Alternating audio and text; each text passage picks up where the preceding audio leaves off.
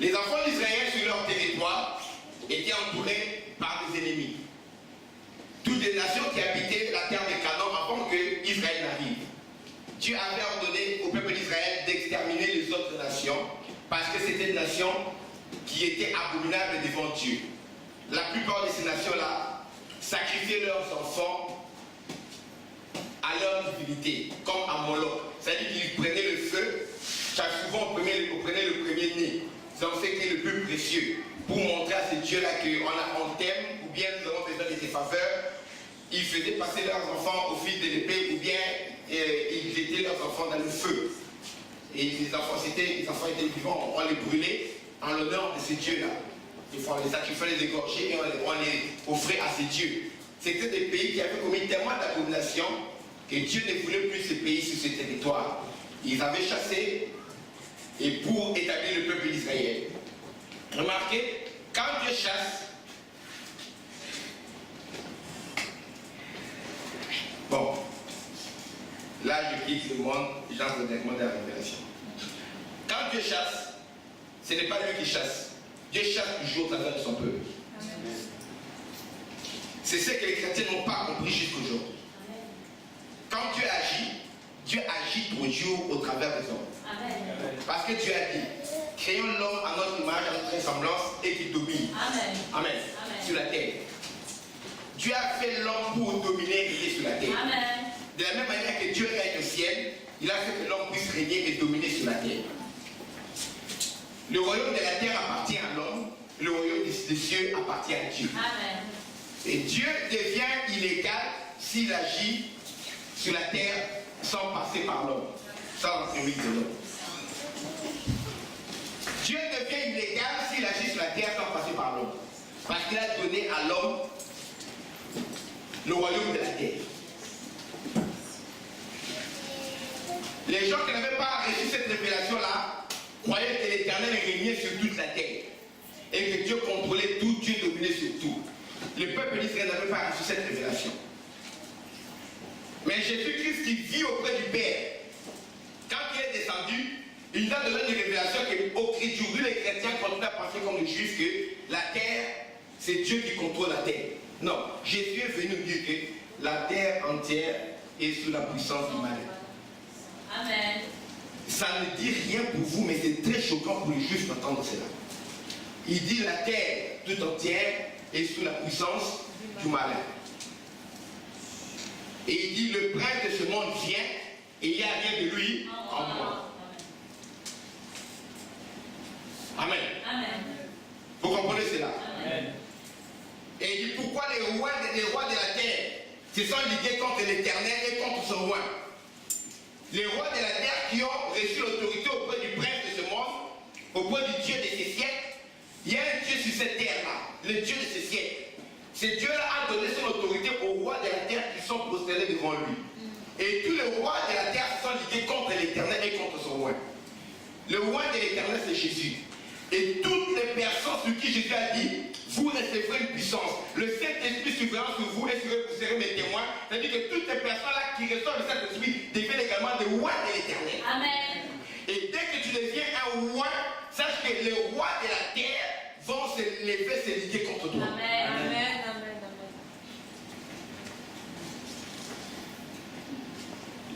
Tu dois garder dans ton cœur la pensée que ceux qui sont élevés dans ce monde vont te combattre. si tu es un roi de Dieu. Amen. Amen. Le seul moment où ils ne peuvent pas te combattre, c'est quand leur survie dépend de toi. Amen. Par la position que l'Éternel t'a donnée. On n'a pas élevé Joseph parce qu'il a fait l'Éternel. On a élevé Joseph parce qu'on a compris que la survie de l'Égypte dépendait de lui. Amen. Il avait en lui l'esprit du Dieu très haut. Et il avait résolu un problème d'une crise économique majeure qui allait arriver. C'est à cause de la résolution de son problème qu'on l'a établi là. Sans cela, on allait là-bas. La preuve, quand le pharaon qui l'a élevé est mort, on a pris Joseph qui était aussi mort, ses frères qui étaient restés à Goshen, on les a transformés en esclaves. C'était des invités de Marc qui sont devenus esclaves. Amen, amen, amen, amen. Ton patron te déteste s'il n'est pas né de nouveau. Il appréciera ta gentillesse, ton éducation.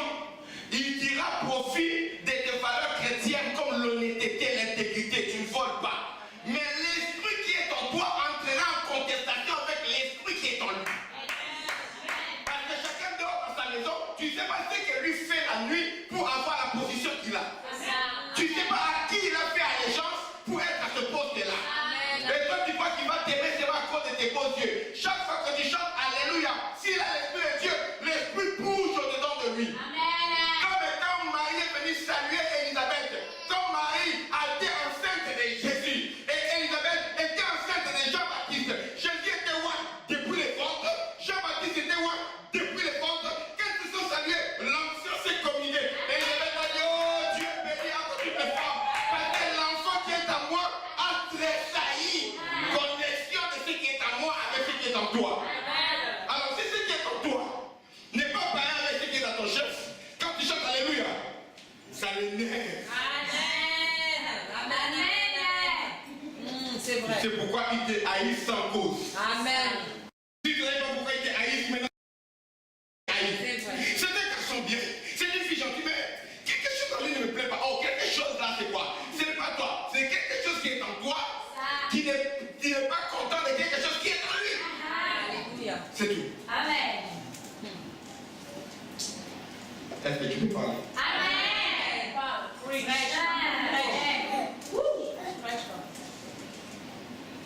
Chaque fois que tu attendras Dieu agir à ta place, tu n'as pas compris. Amen. Dieu sait qu'il dit, va, je suis avec toi. C'est fini. Amen. Amen. Tu t'assois pour que Dieu chasse les Cananéens, Dieu chasse ses ennemis, Dieu chasse les gens qu'il a dit que le territoire là ne leur appartient pas, qu'il les chasse à ta place. Oh Dieu, délivre-moi des sorciers de ma famille. Non.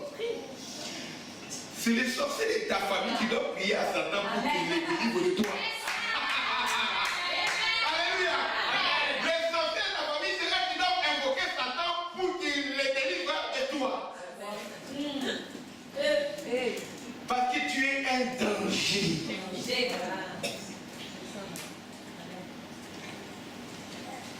Oh yes. Alléluia. J'ai suivi un documentaire en Angleterre. Quand tu prêches contre la sorcellerie et tout, on traite maintenant les sorciers, le message de sorcellerie qui est prêché chez les Africains. Ils laissent leur propre sorcellerie à eux. Le mot sorcellerie, c'est pas en lingala, c'est en français. Ça existait avant que les colons viennent chez nous. En anglais, c'est witchcraft. Le mot witchcraft en anglais, c'est pas en lingala, ce n'est pas en bambara. Vous comprenez? Amen. Donc le mot-là existe dans leur propre langue.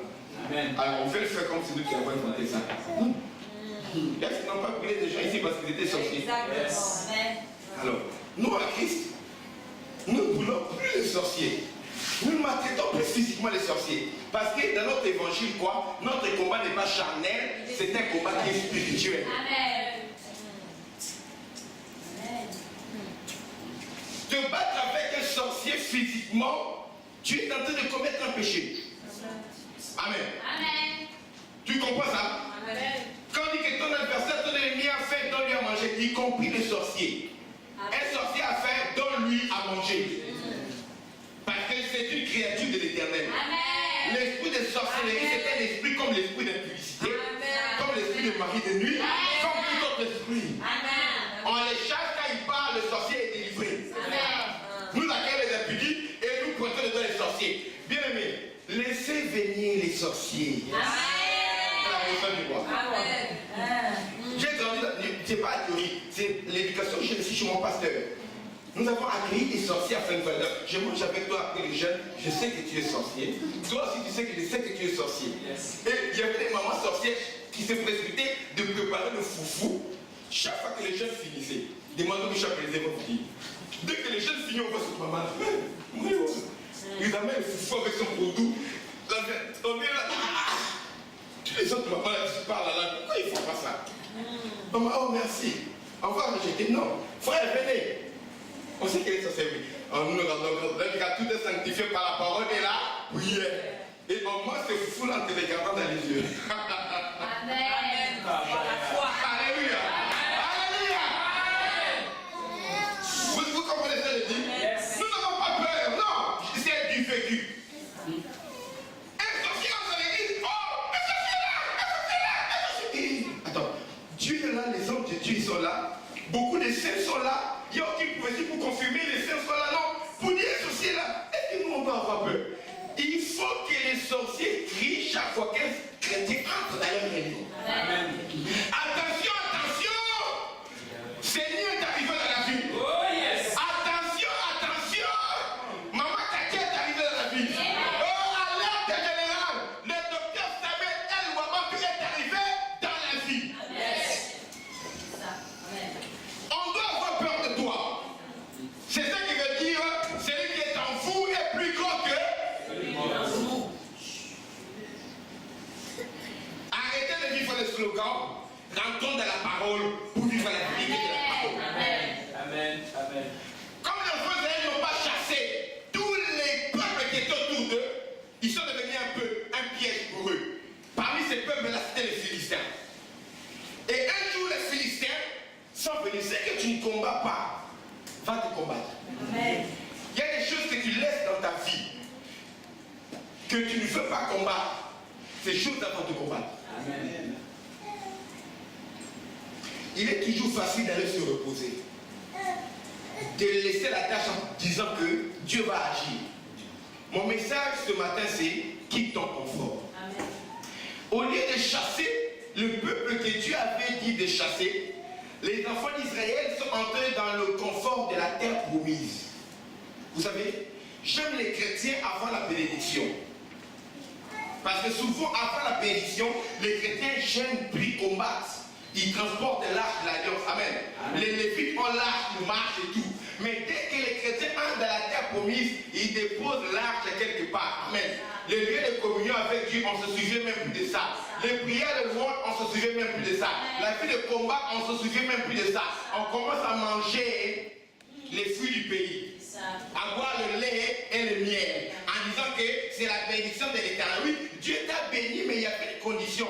Tu devais chasser les habitants du pays. Toi, tu es entré dans la bénédiction et tu t'assois dans le confort. Bien aimé, si tu t'assois dans le confort, c'est que tu laisses à côté de toi, à cause de ton confort, va se lever pour te détruire. Amen. Comment les hommes qui ont craint Dieu en étant frères en Christ, serviteurs zélés, dans la formation, mais après quand ils sont bénis, ils sont devenus serviteurs de Dieu, on les entend en train de vivre une vie de désordre. Pourquoi? Parce qu'ils sont entrés dans le confort du ministère. Amen. Amen. Et ils ont arrêté de combattre. Ils ont déposé l'arche, ils ont déposé l'épée, ils ont déposé les vêtements de guerre.